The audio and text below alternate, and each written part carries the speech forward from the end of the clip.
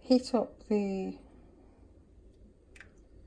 rabbit skin glue. It's like a jelly, so put it in a bowl within a bowl with boiling water. Here's the ruined painting. You can see what's happened there. It's become completely cockled because it's come into contact with moisture. So I'm going to take a gesso panel like this and stick it to it with the rabbit skin glue.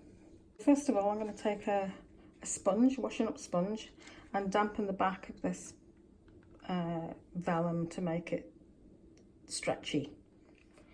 So it's going to take a little bit of soaking into the vellum, just leaving the sponge on top of it actually, just to let it soak in.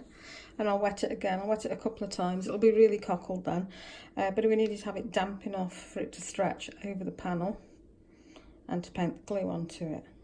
So while that water's sinking in, I may need to wet it again because it really is pretty badly cockled. I'm going to unwrap the gesso board there. See, it's quite thick, so I'm going to have to cut the edges of the vellum to make it wrap around it. And I've melted the rabbit skin glue here so that I can paint the surface of this board.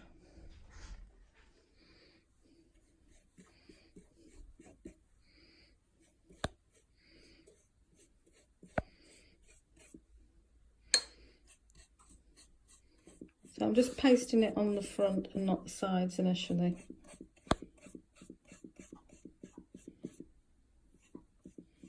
Right, so that's the top of it covered, and the vellum's drying off a little bit. It's just damp. There's actually a hole in it as well, so some of the water's gone through, so we'll just see how successful this is or not. There's the hole. So it's sunken a bit and it's dried off. It's not wet, it's just damp.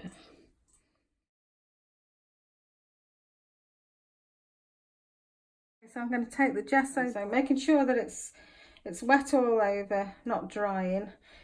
And the vellum, as the water's soaked into it, so it's not actually wet, it's just sticky and it's kind of curling up at the moment. So I'm just going to put that down on the surface. Ooh.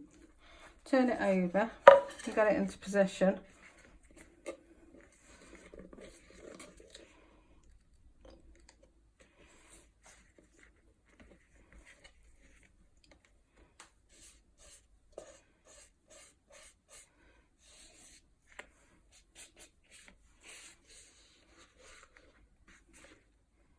And get the distance sort of roughly the same either side. It's quite tight, this one. There's not a lot of room to play with.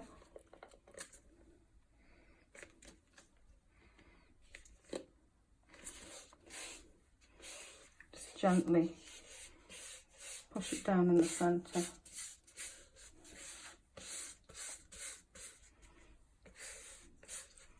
As long as your hands aren't wet, it shouldn't move the paint.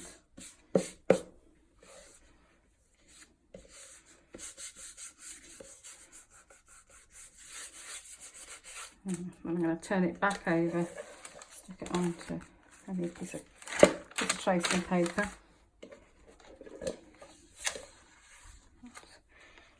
Now normally if I was covering a board with vellum, I'd make sure it went the whole way around the back. This isn't going to be possible with this, but we can frame it to cover it up. Now cut the edges. Might need a scalpel for this. Alternatively, I can let it dry on the front and just score it off the sides with a Stanley knife.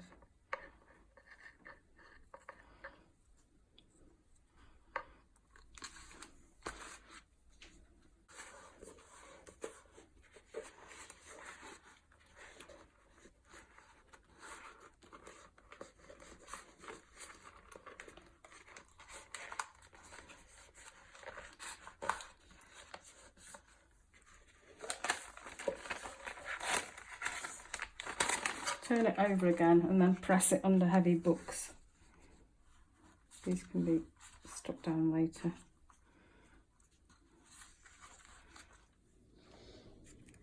So this has been under here for about 2 or 3 hours now. It really needs to stay under for like 48 hours, but I'm just going to have a look at it to see how it's getting on.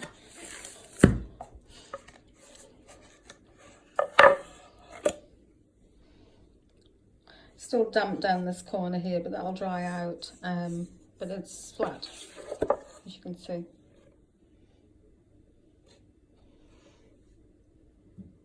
So I'll put it back under and let it dry properly, and then sort the sides out properly.